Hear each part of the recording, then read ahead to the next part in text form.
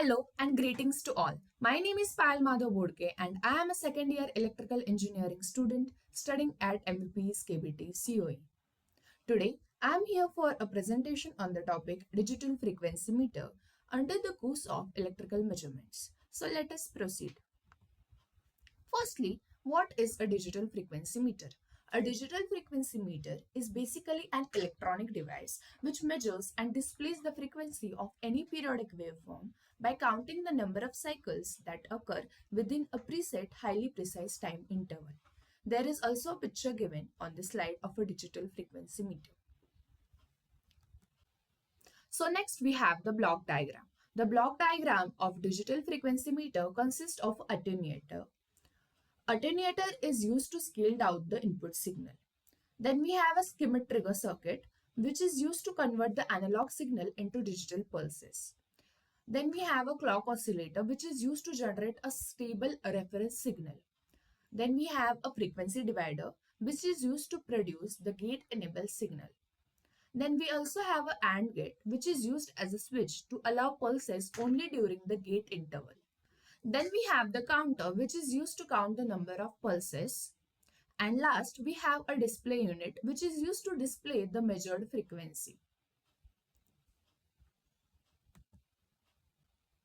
Now, let us see about the working principle and operation in detail. The working principle is that the counter measures the frequency of an unknown input signal by counting the number of cycles that occur within a precisely preset time interval called the gate time. Then next, the operation. Firstly, a unknown frequency wave is sent to the attenuator. The attenuator reduces the power of a strong input signal to a level that the circuit can handle without distortion, that is, without any damage, ensuring that the signal is within proper range for the next stage. Next, we have the skimmed trigger. It converts the conditioned input signal, that is the sine wave, for example, into a series of clean sharp pulses like the square wave with one pulse representing one complete cycle of the input signal. Next, we have a clock oscillator. The clock oscillators generate a precise high frequency signal, which is the reference time for the meter. Next, we have a frequency divider. The divider circuit takes this frequency and divides it down to create precise known time intervals such as 1 second pulse, which will control the gating of the input pulses. Now here comes the AND gate. AND gate, this acts as a switch, allowing the pulses from skimmed trigger to pass to the counter only when other input, the enable signal from the divider circuit, is high. The gate is on for a precisely set time interval, for example a 1 second, and off for the rest of the time. Then next comes the counter. The electronic counter receives and counts the number of pulses that pass through the AND gate during the precise interval time. Lastly comes the display unit. After the counting interval is finished, the digital value from the counter is transferred to a display unit. This allows the users to read the measured frequency directly in SI unit Hertz. Then comes the advantages. High accuracy and precision. Digital frequency meter provides a numerical readout which eliminates the parallax errors and interpretation mistakes common with analog meters. Next is the wide measurement range. These meters can measure frequency from a range of few hertz to several megahertz, making them versatile for a wide range of application and electronics communication. Next is low power consumption. Most digital frequency meters use efficient ICs and consume less power compared to older analog types.